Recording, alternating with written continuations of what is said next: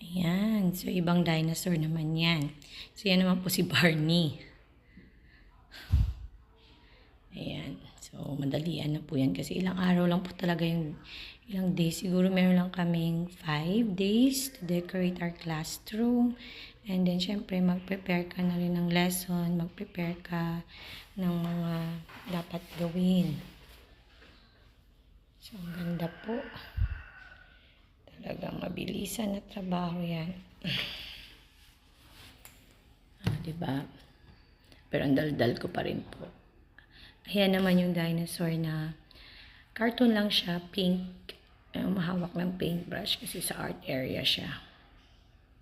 Ayan yung kasama ko. Ayan. Diba? Yan. Yan yung si Barney. Nagpipaint na ako niyan. Excuse me lang po sa aking bibig. Talagang dal. Malaki po yan siya. Sa number naman yan siya. May hawak siyang number. Okay, pasensya po talaga kung mahaba po itong video na to. Pero I hope na you're going to finish this one. Tapusin niyo po para makita niyo po yung pinaka-last na result. So, kung may ganito po kayong classroom, pwede niyo po itong gawin.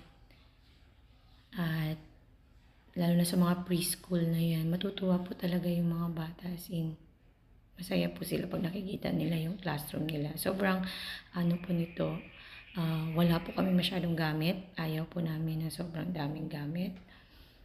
And, ayan. So, ang gusto lang po namin ito ay talagang, ano siya, malinis tingnan at spacious. Kasi ako, kahit ako po, ayoko po talaga ng tambak. Nakaka-suffocate. Gusto ko po nakakagalaw yung mga bata. So, pink naman po ito. Kasi, konti na lang po ang aming mga paint. Paubos na po siya. Siyempre, after pandemic, budgeted na yung mga, ano namin, materials. So, yan. Ngayon naman po yung mga kasama ko, nag-ayos pa kami ng mga, ano. So, I think next week po, mag-video ulit ako. So that time, sasabihin ko po sa inyo kung ano ng theme namin. Excited na rin po ako sabihin sa inyo kung ano po yung magiging theme namin this school year. So I'm really excited on it. Yan yung dinosaur na may hawak na paintbrush. Diba? Invento lang. Kailangan mag-invento tayo ng color. Bright. Gusto ko talaga bright lagi. Well, except for Galaxy. But of course, in Galaxy naman, kung Galaxy man kami, yan yung pinakamalaki kong dinosaur. Kasi nalaki po talaga niyan. Ilang cartolino po yung ginamit ko that time. Para lang mabuo siya. Para lang maging malaki siya. Ganyan. So, stop po muna ulit ako ng talk. Tingnan niyo po ulit in the end. Makita niyo po lahat yan, okay?